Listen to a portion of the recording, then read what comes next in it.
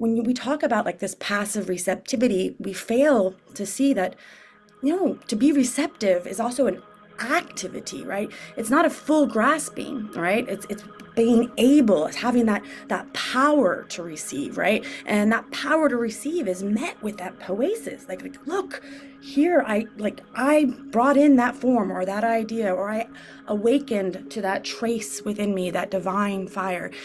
But art and poetry and music, these things kind of get interesting when artists sort of put up some resistance to that indulgence and, operate in this space where you try to, and it opens that space that you recognize as a viewer, as a listener, to that thing which is unarticulated, that moment, that sort of transformation. Elenkos is what strips you of what you think you know. And then you're left stunned and paralyzed, because your traditional way of moving through the world and knowing who you are is stopped.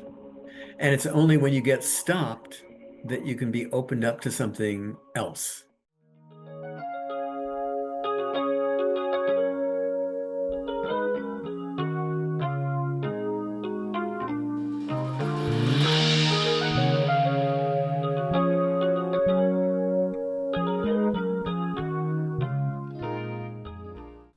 Welcome back to another episode of The Ladder, Journeys in Platonic Mysticism.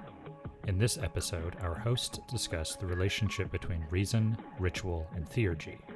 Accordingly, initiation, purification, and divination all make an appearance, specifically as they are conceptualized and, more importantly, experienced and lived through the Platonic, Neoplatonic, and Christian frameworks. Thank you so much for joining us again. We hope you enjoy. All right, so today we're going to have a discussion led by Greg, Professor Shaw, on basically the relationship between reason, ritual, and yeah, how it is that we put Platonic mysticism into practice, or how the ancients and other people who identified with being Platonic thought about ritual. Okay, I'll jump right in then, Danny. Our whole focus has been Platonic mysticism, and I'm going to say some very general things initially here to set up a kind of context for us. But what do we mean by Platonic mysticism, and how does that make sense to us? And mysticism, we know, has taken on a lot of meanings from centuries of Christian mystics and their testimonies. But the term mystery, I think, historically speaking, comes from the Eleusinian mysteries that were already a feature of Athenian culture when Plato lived.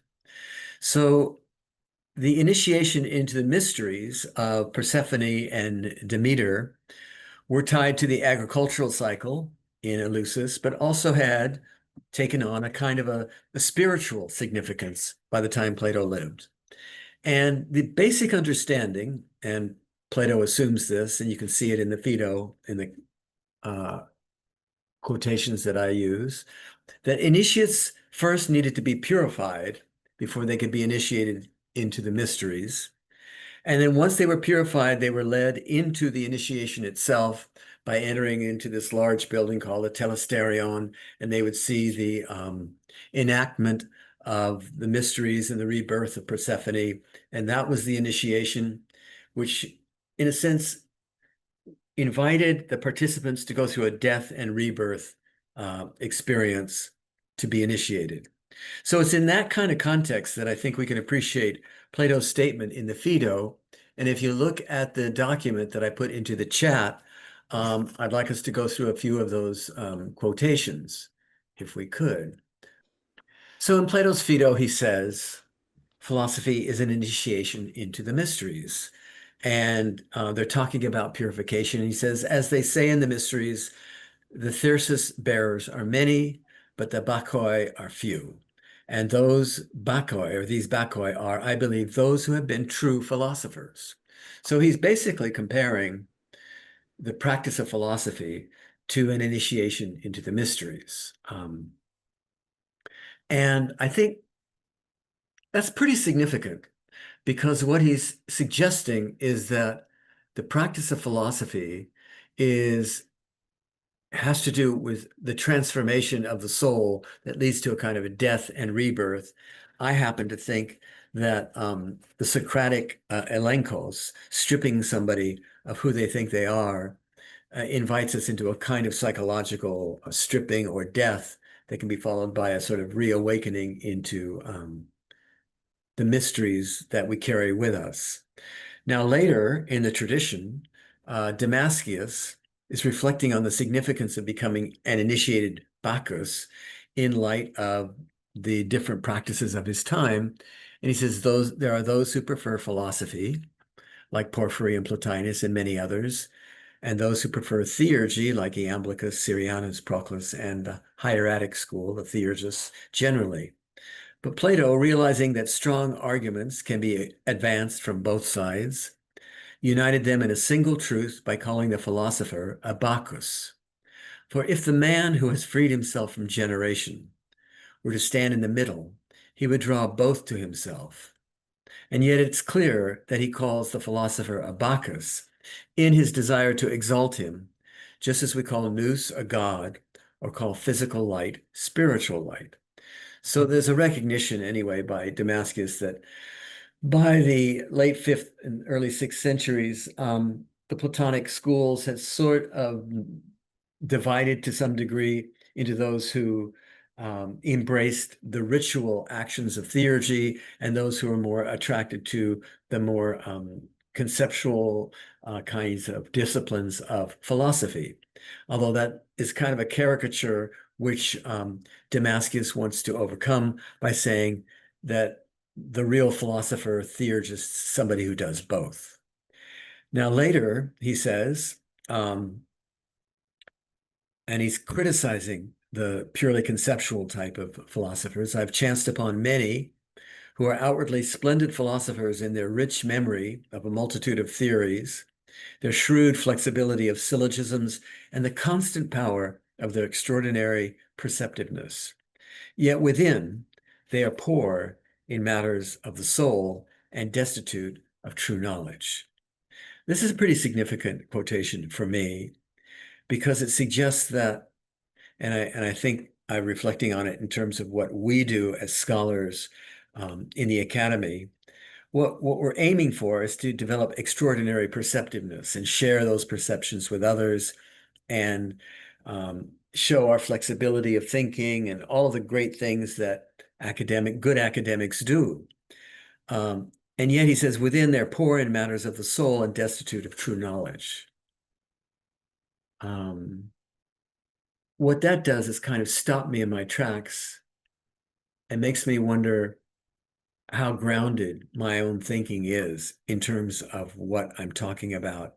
And am I more attracted to the articulation of arguments than I am into where they're moving me or the transformative power of those arguments?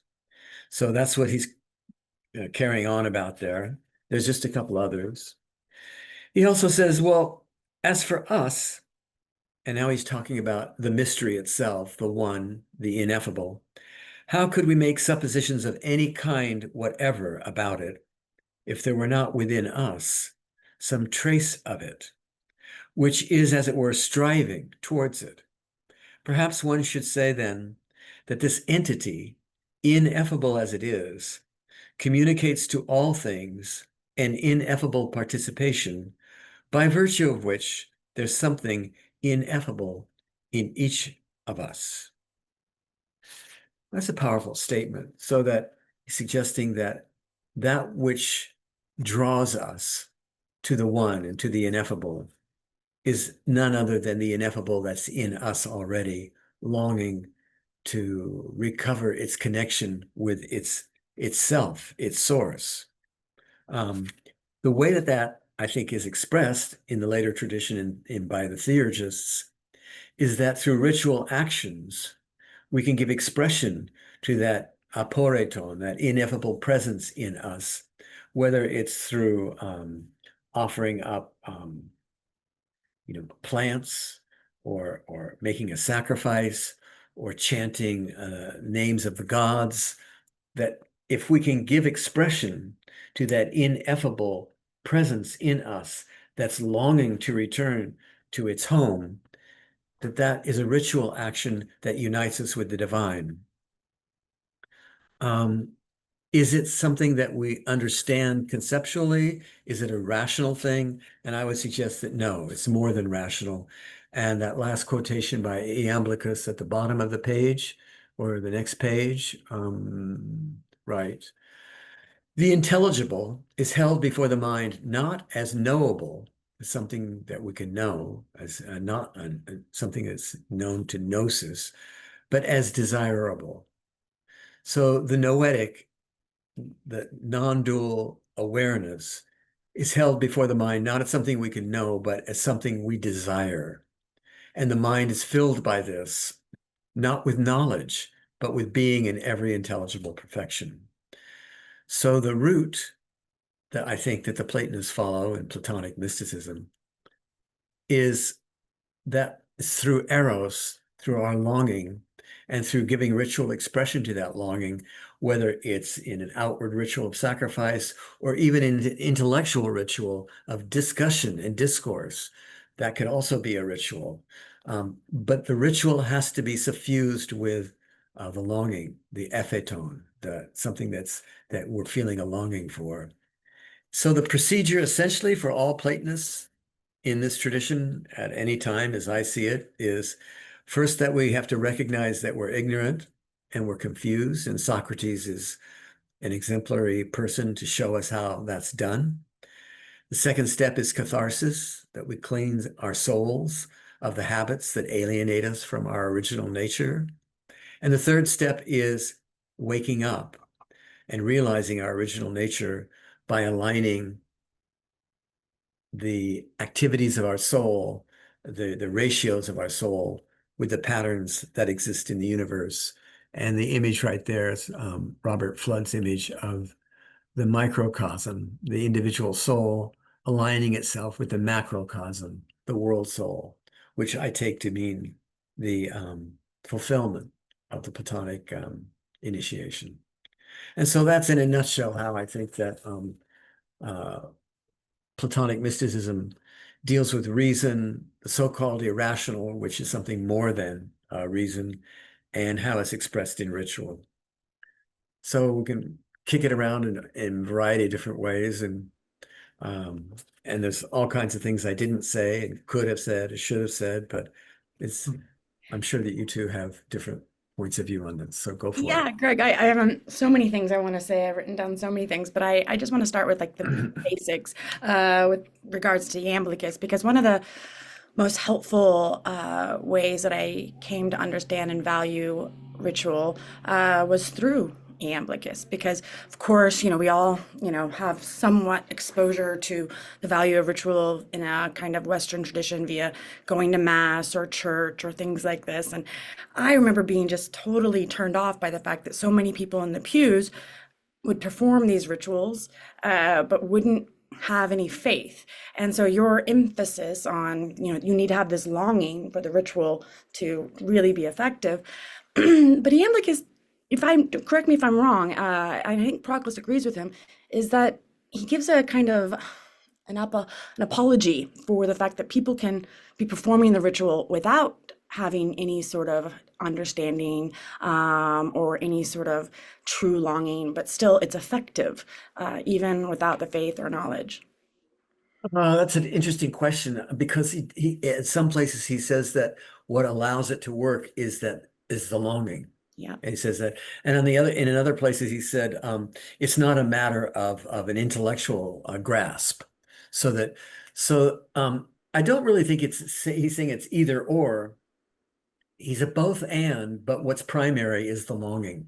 Mm. I think that's how I understand the Iamblichus, is that it doesn't mean that you can't have some sort of reflection about it. In fact, he even says that you should have some reflection about it.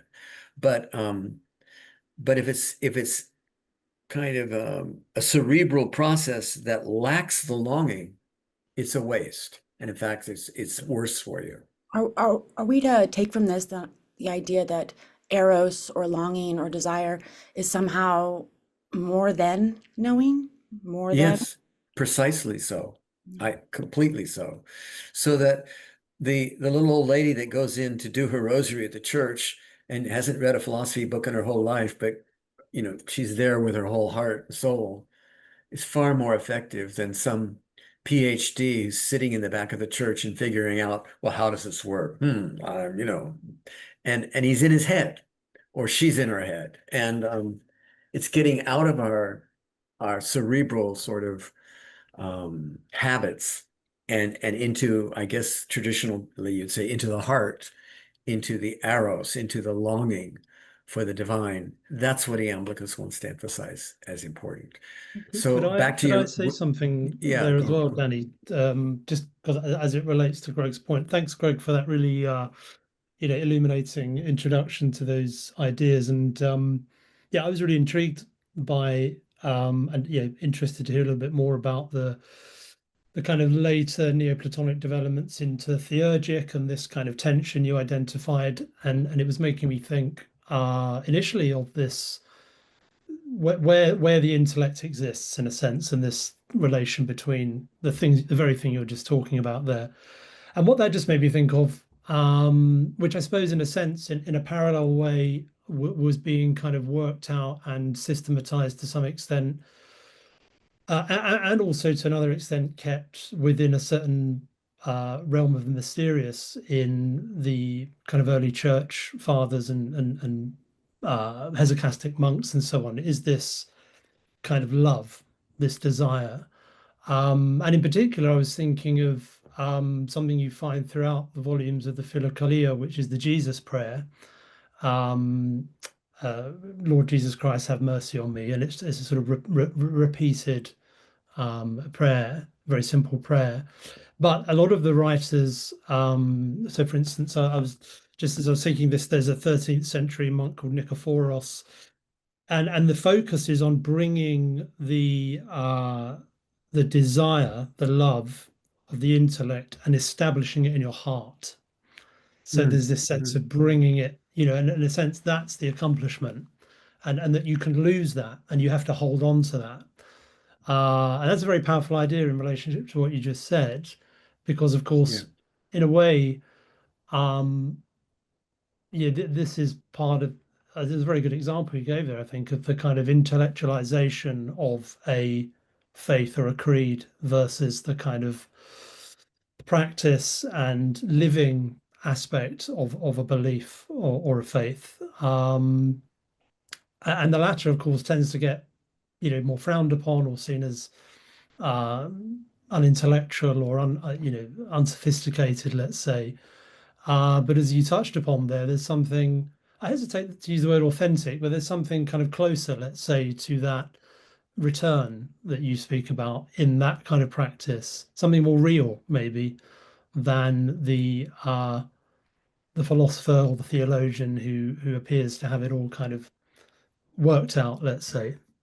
Well, this is one of the reasons why I want to bring up, art, right? And the creative, right? I think about ritual in the West, not just with regards to Ellison and mysteries, but the Orphic tradition, right? Where we've got this bard revered by all the Neoplatonists for being more than a philosopher, but somehow also a philosopher. And, you talked about this ineffable, right? And that's what the poet or the artist or the more than the philosopher seems to communicate. Like that's the weird paradox. How does the poet, artist, or the person in this deep reverence or longing for we know not what, right? This kind of mysterious nothing, right? That can't be grasped or touched or communicated, that somehow liminally or mysteriously in the things that they do, whether it be the old lady praying with her rosary beads, inspiring her granddaughter to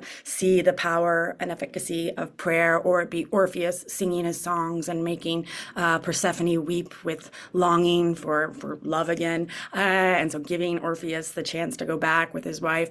What is it about certain styles of communication that express this, what you called the trace, right? Yeah, This trace yeah, of the yeah. one. Right, right. that never actually gets expressed in the words, but somehow we all recognize and see and, can't help but bow down to. You know, you're saying enough about the artistic expression and how it relates to this longing for the mystery that it sort of allows me to sort of get a glimpse of what I think happens is that what you just described is exactly the process that should take place. The artist, however we conceive of her, is inspired to express her art in a way that wakes her up to the mystery and allows her to wake other people up to the mystery. What's tricky, though, is that the mystery can't be grasped. It's like the Chaldean oracles say, it's not something that can be grasped, but you have to bring your empty soul to it in order to receive it. And I think the hardest part for us is to avoid the grasping. And that's what the intellect always, at least my intellect always wants to do, is to find some way to, and I think it's a genuine desire to feel close to that mystery, but in the very process of trying to feel close to it and giving it expression in a conceptual frame, I can end up separating myself from it, so that the very gift that we have of giving expression to it conceptually actually alienates us from it. And to become conscious of how our gift is also a curse, to do that, that's really hard to do, to be aware of that, especially in the moment when it starts to happen. So for example, if I think, oh, that was very cool, I just made a good point there, that was a good reflection on this whole way of dealing with the mysteries, it's complete wasted energy. That's attention moving in the wrong direction. It's not about grasping insights into how the process works, or it's not about grasping the mystery itself, but how do we endure our incapacity? That to me is the trick. I haven't figured out how we to do that. I think probably in religious traditions, like you were talking about, Gareth, to bring the mind and the longing into the heart, and somehow I think that they've learned how to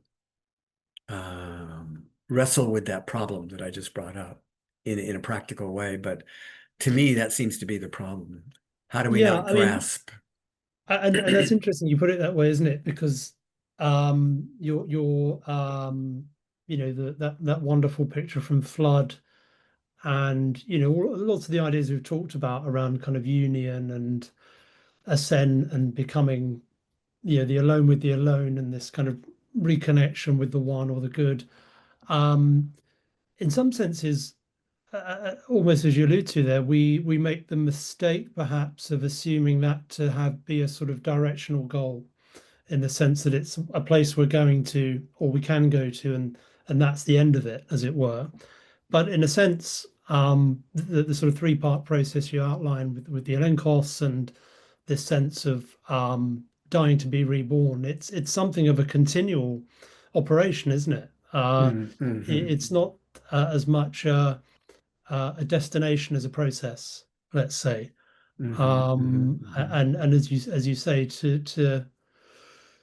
um, to forget that because you think you've grasped it, as it were, then you're already on the way down again, or something like this. Mm-hmm. Mm-hmm. Mm-hmm. Um, I mean, I think this is really interesting from the point of view of art as well, isn't it? And poetry, and that thing that you recognize in any kind of music you may like, or literature or poetry, or images. There's a sort of paradox there, isn't there? Because on the one hand, um, there's no doubt, I suppose, that artists have moved towards what we might call a more kind of subjective mode of operation. The idea that it's me making this, it's my work, and so on. But and that's a tension of the practice of the individual working through the universal to create an object or an image or a sound. Uh, but art and poetry and music, these things kind of get interesting when artists sort of put up some resistance to that indulgence and, operate in this space where you try to and it opens that space that you recognize as a viewer, as a listener, to that thing which is unarticulated, that moment, that sort of transformation.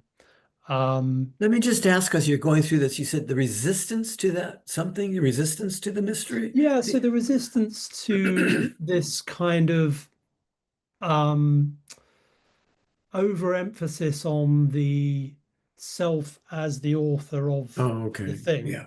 I All right. suppose. Right. And this brings us, of course, into that change, I suppose, which we have seen or understand. We've talked about inspiration in different ways, and we can think about that uh, in terms of the muse or the daimon, or uh, dialogues like the ion, Plato's discussion there, which is very fascinating. And um, Blake, for instance, sort of parried with that dialogue, and he seemed quite flustered by it. He says, the poet knows what they're doing, and just because they're inspired, they're not somehow passively receptive, and so on. And he was, I suppose, articulating what one could see as a certain transformation in consciousness that we see across the ages as regards the nature of inspirational genius, which is a difference in how we understand what the function of ritual or practice or making or that kind of tacit knowledge we have is. Uh, because actually, I think it's something we recognize as something more universal. It's something we see, and that's why we appreciate and understand or connect to art or literature in a sense. Danny, you want to Yeah, take no, it? this is why I'm thinking of Diotima or Diotima from the symposium, where she talks about the importance of poesis, right? That, Mm, philosophy is a kind of giving birth or a production or a making. So poesis coming from the Greek to make, not just the poetry of the regular variety, and that's a yep, fundamental part of her, yeah, very coded, ritualistic, initiatory way of bringing Socrates in to the mysteries of love, as she calls it, right? And this is what's interesting to me is that when we talk about like this passive receptivity, we fail to see that to be receptive is also an activity, right? It's not a full grasping, right? It's being able, it's having that power to receive, right? And that power to receive is met with that poesis. Like look, here I brought in that form or that idea, or I awakened to that trace within me, that divine fire. And it's almost as if there's a duty afterwards to create. So that you see Plato writing like crazy, or you see Epicurus, coming up with mantras to help the other Epicurean brothers, right? Or the Neoplatonists with all their commentaries as this response to seeing the fire and being receptive to it, right? Or Blake, right? Like that's why he was so frustrated with the ion. He's like, no, I know that there's some sort of capacity that has been awakened in me because of such receptivity. No, this is an important point, and I'd like to sort of see if we can get some grasp of this because Gareth mentioned William Blake not being happy with the way that the ion portrays the rhapsodist as being completely kind of an unconscious vehicle.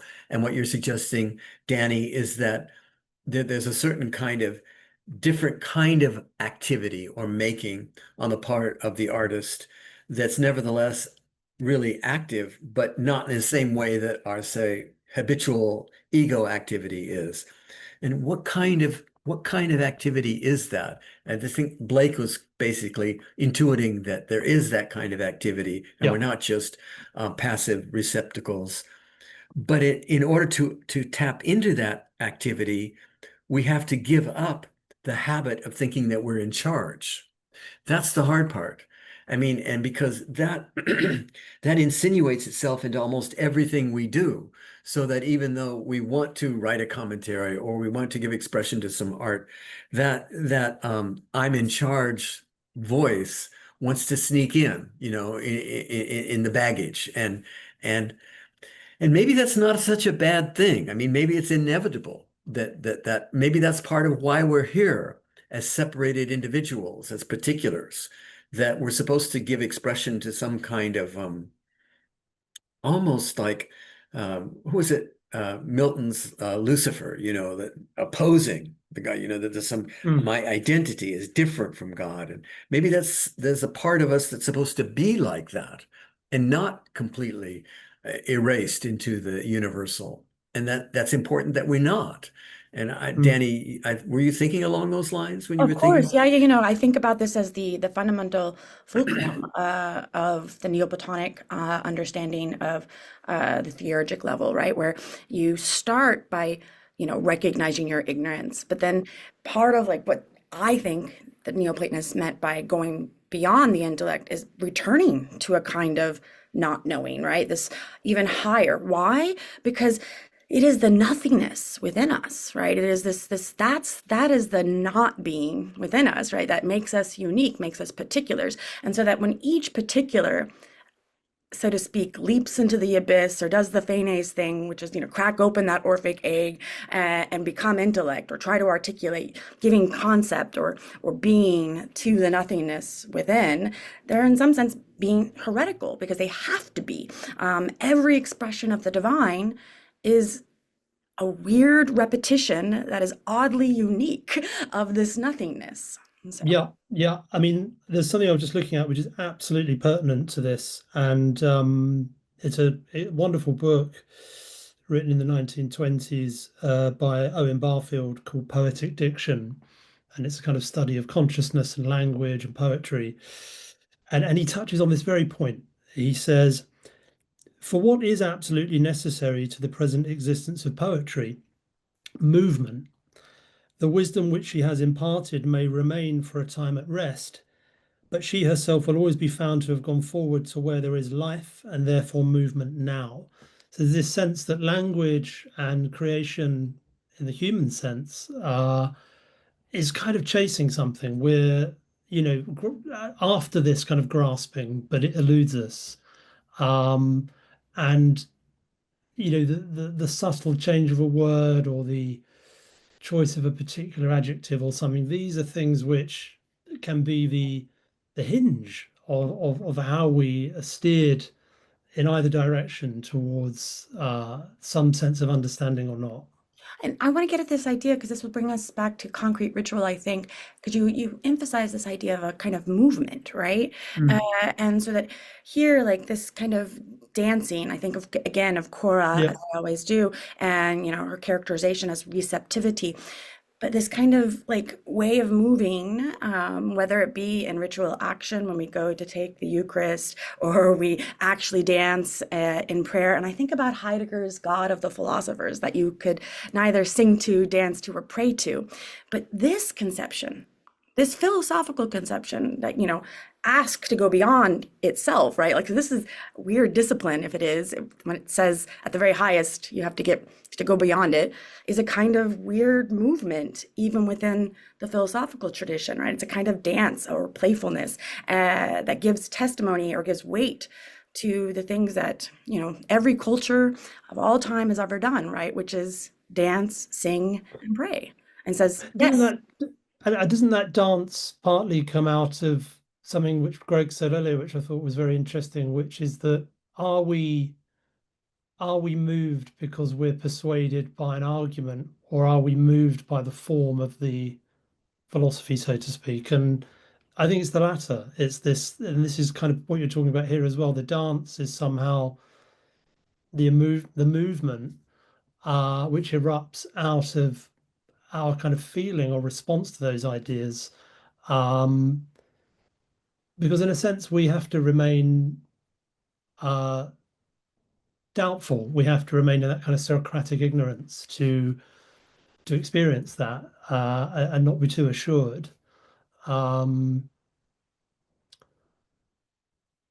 I kind of wonder, I appreciate our way of reflecting about this. And I think that everything that I've said, you guys have said, resonates with me and it's interesting to me.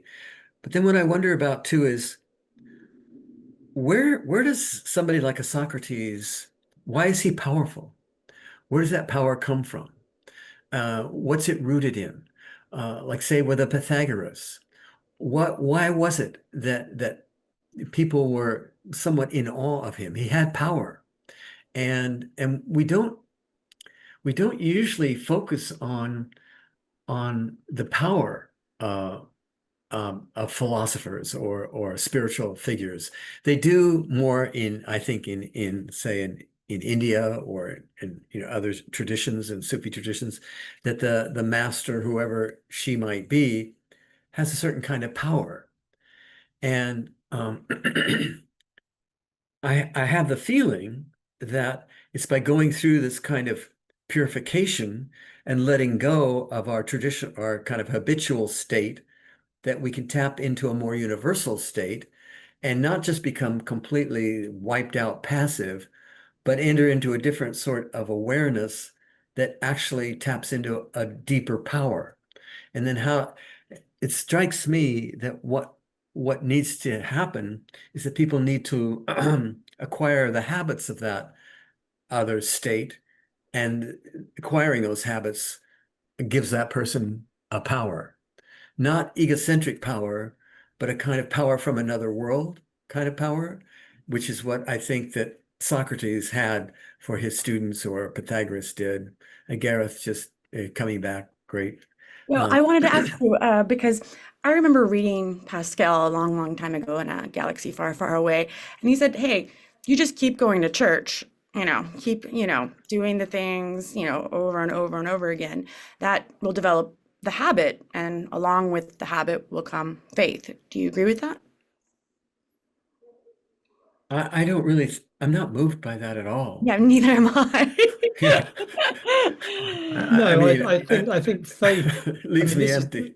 yeah. I mean, I think it's Coleridge that said this, but faith is the ground of belief in a sense. Like it's the wrong way round. The Pascalian description there, isn't it? In a way.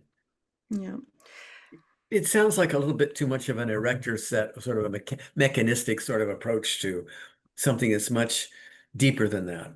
Well, it's And just funny because I see so many people, that's the way they live their faith, is just let's keep doing the habit, all works, and no, none of that longing that you were talking about, but just the hope, right? That, this is effective, this is enough. And then I wanted to ask you, could you go in deeper about how you see the relationship between the elenkos and purification and catharsis? well, my own thinking about that is, and maybe you're speaking to Gareth, but I'll take it up. Elenkos is what strips you of what you think you know. And then you're left stunned and paralyzed, because your traditional way of moving through the world and knowing who you are is stopped. And it's only when you get stopped that you can be opened up to something else.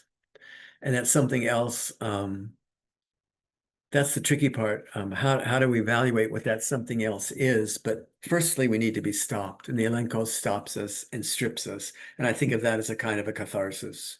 I think this is how I think the Platonists saw the philosophic life, is one that includes going through a catharsis before you have your vision of the divine. And what was it? I think that in the Gorgias, Socrates is talking to who's that know-it-all in the Gorgias. He says all kinds of things about how things are, and then Socrates said, I didn't realize that you didn't have to go through the lesser mysteries before you started expounding on the greater ones. Yep. I didn't know that it was allowed. And the lesser mysteries, I mean, you get stripped of thinking that you know. And so when you do speak, you're speaking from a place where it has a greater depth, I think. But Yeah, you did I address the question in the way that you were interested in it? no, but that for me is to address your question about why don't we talk about Socrates's power. That for me has always been Socrates's greatest power, that I think the history of Western philosophy has not really, like, they talk about it, they say, ah, it's, Socrates's irony, all of these things. But really, that's an amazing thing to admit your ignorance, bring other people to the imminence of ignorance, but still somehow inspire the pursuit of knowledge by reminding them that that's the superpower, right? That's what's amazing about the philosophical life, is that you could strip yourself of all knowing, but the desire for it is still there, which means there must be something that we're both mutually looking for. And so Right, right. And I think that what you're getting at is that we can't bring along our reviews for how we did in the last comment or conversation, that you got an A+ in that conversation or the one before that. Those are just out the window. And that's what's hard for us, especially as academics, because we're always trying to show how much we know. And we want somebody to write a review of a book we wrote and said, oh, look at how much he knew. Oh, that's great. I mean, all of that is completely wasted energy and wasted attention. And it's beside the point of what the Socrates represents. But where Socrates' power is power. Maybe, Danny, because I know that you've read a lot about Socrates and his relationship to the women in his world and the rest of all of that. Where do you think he gets his power? Where does it come from? oh goodness, I think from the whole Heraclitean idea that he searched within himself, that he was given uh, inspiration by his family members, by the world around him.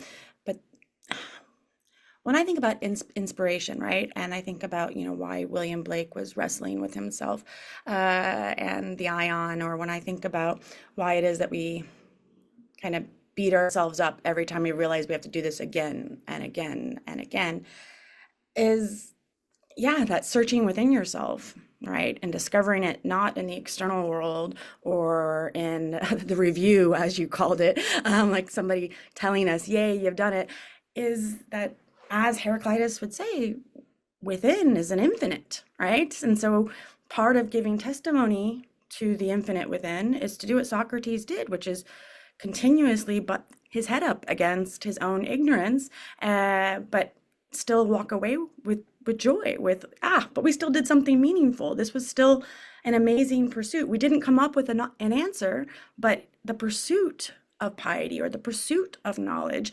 wow, like we have to keep doing that over and over and over again. And that means, tomorrow I have to hang out with Theaetetus, and then the next day I'm gonna hang out with Theaetetus and this stranger over here from Malaya, and we're gonna keep, thinking about the big questions of what it means to be human, because that appears to be my superpower for Socrates.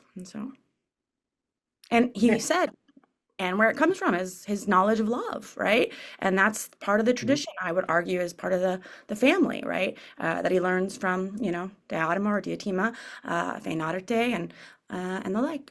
And so, Well, that is it. Yeah, I'm glad you reminded me that he says the only thing that I understand is ta erota, things having to do with eros and desire, which seems to be ignored by the experts in Platonism and Socrates, that's the only thing he says he understands. And yet that's the hardest thing of all for us to really write about because you have to sort of be vulnerable to engage in eros and desire. And it means also that you could be very much beat up in life when you open yourself to eros and desire, because it's not interested in your building your rational perfect structures. It comes from underneath all that. yeah, but what's interesting when you say beat up, right? Of course, Socrates was beat up too, right? Like he was put to death for this love of wisdom, of saying, because he calls himself, he's doing all of philosophical activity. So philosophical activity is described by him in the Apology as a divine service to Apollo, right? So that here, the whole life of the philosopher is one of a ritual service to Apollo, to act like a Hermes, so to speak, communicate that, oh, city of Athens, you think you know what you do not. And that's an important ritual of, initiating people into the mysteries. And then further off, one of the things that I think Xenophon helps us see, if we, say, look, Xenophon's got some characteristics of the historical, and I put that in quotes, Socrates. And Xenophon Socrates is somebody who prays and performs rituals and will do it on a daily basis. So we don't see this in Plato's Socrates as much, except for with regards to, say, the Phaedrus or the Apology again, where he recognizes this divine inner voice as guiding him. But in Xenophon, it's clear that that divine inner voice, like this is something of quite amazing power that has something to do with his prophetic gifts. And then finally, Xenophon also communicates that Socrates loved to dance, right? That it made him happy, that it was one of his most favorite things to do was to dance. Oh, I didn't know. I was completely not conscious of that. Socrates liked to dance, huh? Yeah, that's right. Oh my God, that's great. That's so unphilosophical as we would, Well, Plotinus ordinarily. expresses this too when he talks about the soul as being like a dancer revolving around Right. intellect. So yeah. But then I think of it as a sort of this geometric pattern, and it's very kind of like in the heavens. But I think of Socrates dancing as more like that dude in his body moving around, right? Mhm. This would be the drunk uncle, I think, dancing. So, Exactly, right, exactly. Much more like Zorba or somebody like yeah. that. Yeah, right. Nope. What piece of William Blake does he write about the ion, Gareth? Yeah, I, give me a moment. I'll find it. I've got some notes on it. So yeah, I'll come back to that for you. I can find the full quotation. So, yeah. can I ask you? I mean, both you and I have written on prayer in Iamblichus and Proclus in the Neoplatonic tradition, and could you expound for me like the varieties of ways that we can pray, rather than just what we normally think of as the discursive I want, please, please, please, God, save me from my wretched condition. Uh, yeah. Well, when I initially was struck by Iamblichus's description of prayer, was that it's not so much prayer is not so much me praying for a do ut des, I say in order that you give, but that the very act of praying is, as Rumi would say, is the connection.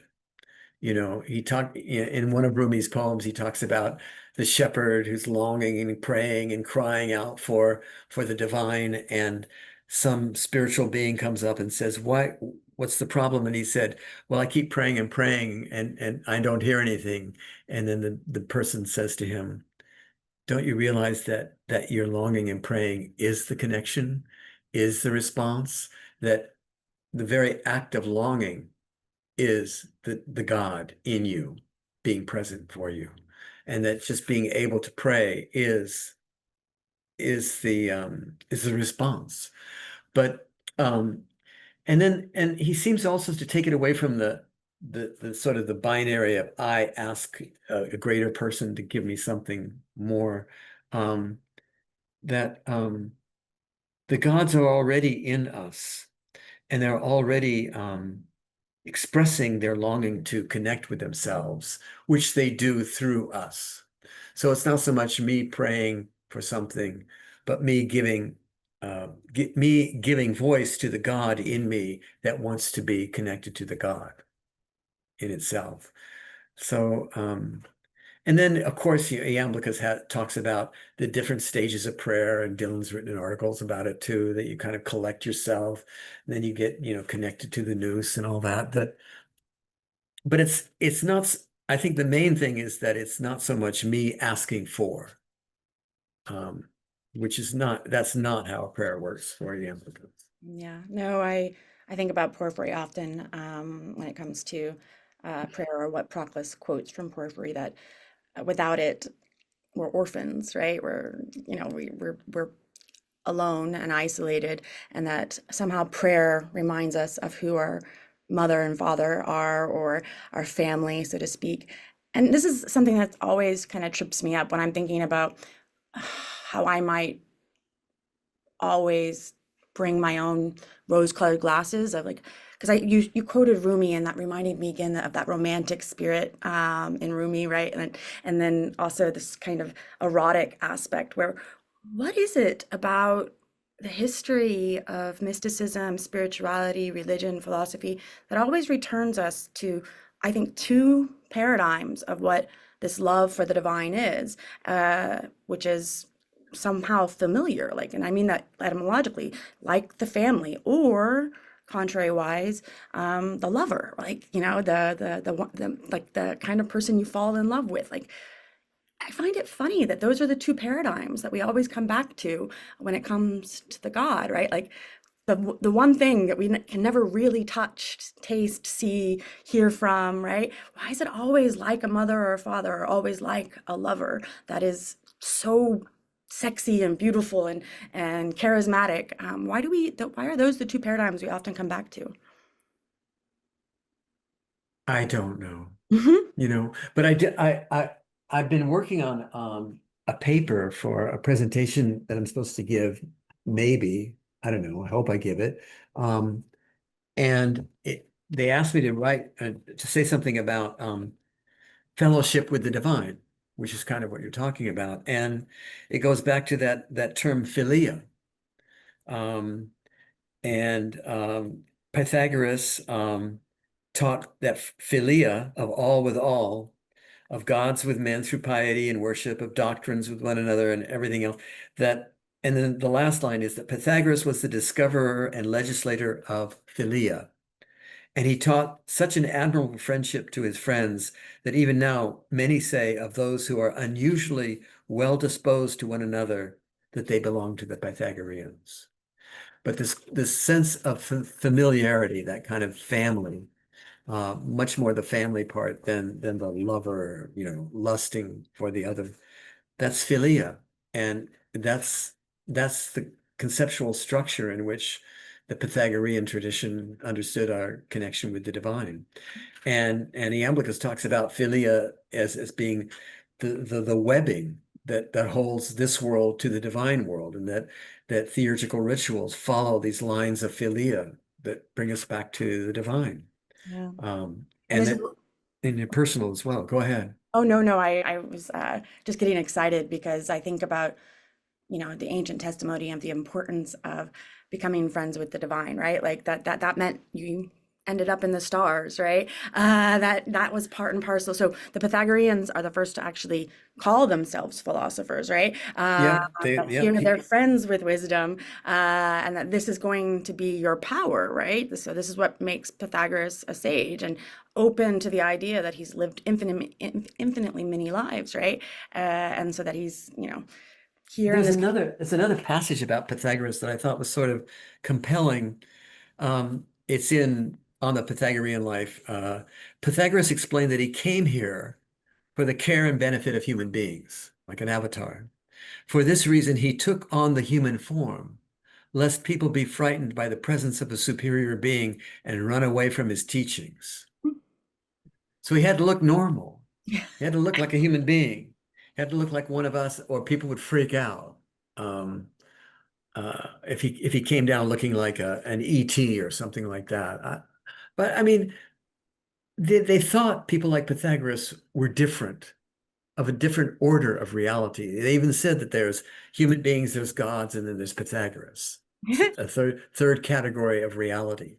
Um, I have so and I many. think that's connected to the power, I think, that people sensed. I think you're right. I have so many things that I want to say, but I want to give Gareth a chance to tell us about Blake again. I can So, loop back to that, and then we can loop back to that one. Yeah, well, yeah, I found the passage, Greg, and Mm. it's in Blake's Vision of the Last Judgment from 1810.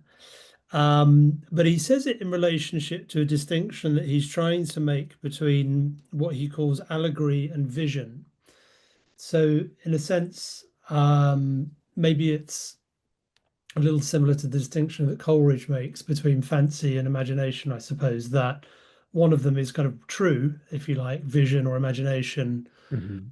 uh, in the sense that we've been discussing, I think, and the other is more superficial, let's say, or draws upon fleeting temporal things, not a kind of vision of the eternal, if you like. Um, and Yeah, and there we find these words coming back to something you mentioned a moment ago. the world of imagination is the world of eternity, is the divine bosom into which we shall all go after the death of the vegetated body.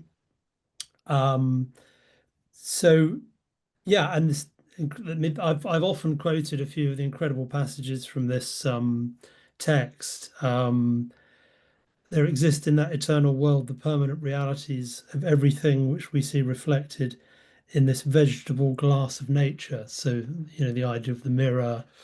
Um, and you find this very Platonic imagery in here, of course. If the spectator could enter into these images in his imagination, approaching them on the fiery chariot of his contemplative thought, if he could enter into Noah's rainbow or into his bosom, or could make a friend and companion of one of these images of wonder, this entreats him to leave mortal things, and arise from his grave. So there's this sense again of this discovery, this transformation Hmm. out of a kind of poetic vision. Did you say arise from his grave? Yes, yeah, Yeah, well, yeah. then there's a death and rebirth there too. Indeed, yeah, indeed, yeah, yeah, Right, can I ask more about that? Because that is something that I think is interesting with regards to this kind of threefold, recognizing ignorance, yeah. catharsis, and then the epiphany or revelation. But the epiphany or revelation is tied to this idea of death and rebirth, right? Like, what are we to make of the kind of continual rebirth, if you will, of this concept of resurrection and rebirth, whether it be in pagan or polytheistic traditions or even monotheistic traditions like Christianity? This is a really weird ritual, right?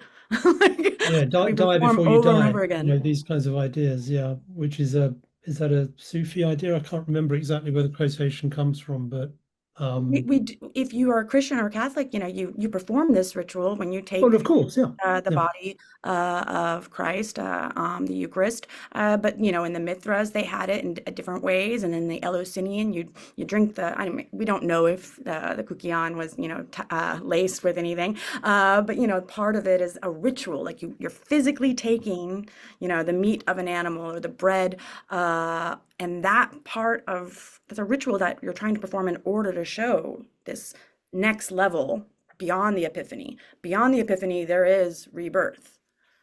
And yeah. speaking of the Kikion, oh, go ahead, Gareth. No, no, please, Greg, it's okay. Well, speaking of the Kikion, and we were talking about the power and getting out of our cerebral habits.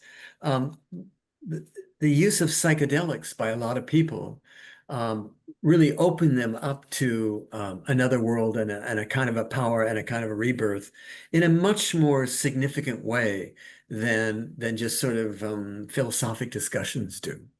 And it gives people an immediate sort of knowing that transcends ordinary knowing. And I think that the in I don't know how to characterize the intelligent use of psychedelics is a very good idea. Um, But we've and, been and doing it in every culture that ever existed, except for, the taboos that exist now, because we don't tie the use of psychedelics to the shaman or the sage or the healer, right? We just think of all the various different things that we've talked about today, like whether it be dance or psychedelics, as things we just do to escape, versus most cultures throughout history have kind of put things like dancing and getting together in symposiums into that ritual space, and the same with psychedelics, possibly even in Greece with regards to the kakian. Kikion, right, Yeah. right. Yeah. Yeah. Yeah, or even inebriation through consumption of wine or alcohol as well, in different cultural senses, plays some part in that, doesn't it? Why do we think that is? Just because it opens us up to a different way of being, or is there something Yeah, I think about? so. Well, yeah, I because th it just comes back to our earlier point really about the middle way, if you like, that was quoted from Damascus about the connection between the intellect and the theurgic, or the purely conceptual, reasoned thinking or petition to the enacted, embodied, ensouled action of gesture or movement or dance or uh, kneeling, or these kind of actions which bring the body into play. Mhm. And metaphysically, philosophically, you could talk about this in a number of different ways in terms of the connection between intellect and soul and body, for instance. But if we take the line that the body is a kind of the human is a kind of substance of soul and body, or that the soul resides in the body, or some other form of that argument, then adaptations to or variances to the body as the vehicle of the soul thereby open the soul to other kinds of experiences and kind of transmissions, if you want to call it that. So, yeah, I think it seems perfectly natural in that sense that those effects, so to speak, of a drug or a other substance would um, open perception. Well, it's why Blake's line, of the doors of perception is often attributed to a kind of psychedelic mantra, isn't it? Because there's this idea of, well, and interestingly, there, of course, if the doors were cleansed, so there's this idea of, this breaking through of uh, an obscured uh, passage or being unable to see. Um, Yeah. I I think think your that yeah, question too, Danny, about death, why is death and rebirth such a prevalent theme in this it still sticks with me, but go ahead, you're going to say something. Oh no, I was just because you brought so you guys both of you made reminded me of some kind of some obscure moments in the Platonic corpus, like the laws where one of the tests to get to be a ruler is that you have to keep drinking and drinking and drinking, and if you Right. remain exactly the same kind of person, and then supposedly Socrates' ability, it doesn't matter, as they say in the symposium, how much we drink, Socrates is going to be the same Always the same. nonetheless. Yeah, Whereas right. Alcibiades comes stumbling in drunk, right? And so we get this juxtaposition between the person who, like Socrates, can handle their drink because they've internalized their relationship with whatever substance he may or may not have imbibed, versus Alcibiades, who drinks and drinks, and it does affect his character. He does become more hyperbolic and wretched, and so the importance of being able to see that these substances, they might give us these visions and all of these various different things or whatever it might be, but your character is your daimon, as Heraclitus would say, right? It's what's leading you, and so to be able to have that relationship still, even within, I don't know, a psychedelic mushroom trip, that's kind of, I guess, showing a reverence for that trace you called it at the beginning, of your this reverence for that seed of the fire, within. And so, sorry, I just thought that was a kind of interesting Right. uh, Right. No, thinking. that's an yeah, interesting, I yeah. suppose back to Greg's point as well, in a sense, it's about what is the, I think you used the word intelligent, Greg, the intelligent use, or what is the measured relationship to that, which I suppose because in one way, it, certainly if we look at it in terms of the relation of, uh, psychedelics and plants of that kind in relation to shamanic traditions and so on, there's a certain perspective where it is about a sort of kind of ecstatic eruption outside of oneself, a certain kind of loss of control, I suppose. I mean, I don't know very much about this, speculating, but You're not a real acid head, Gareth? no, but Okay.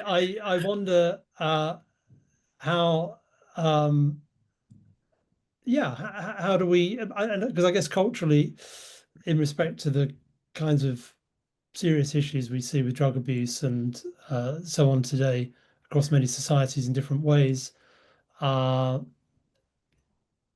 yeah, we have a different relationship to those kinds of substances, I suppose, is what I'm trying to say. So, um, I have to that say, more and more common, some of the people who seem the most insightful are people who have done a good bit of psychedelics and people who continue to do them.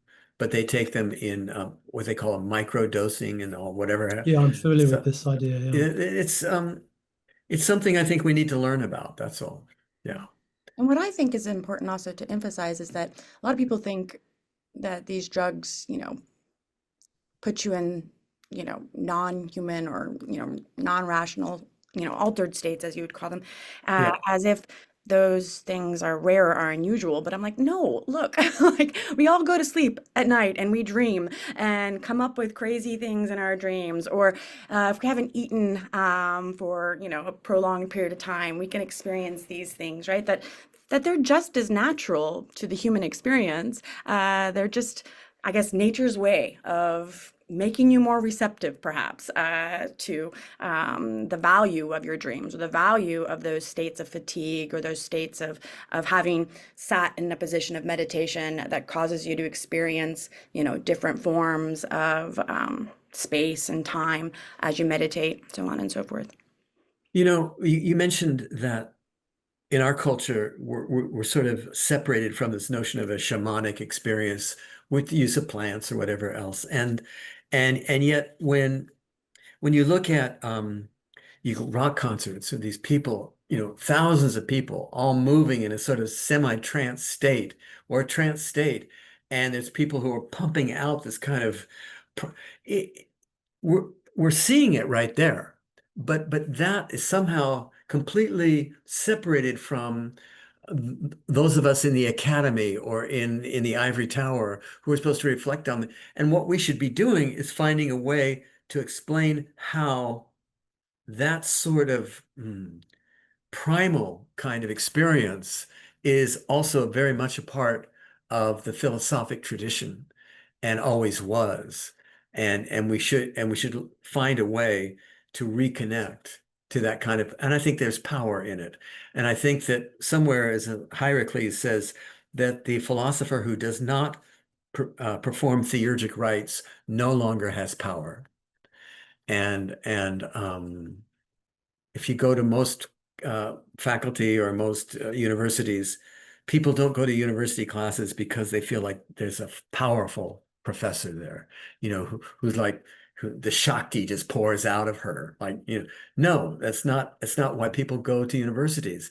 We've separated ourselves from the primal energies that we used to, I think, nurture.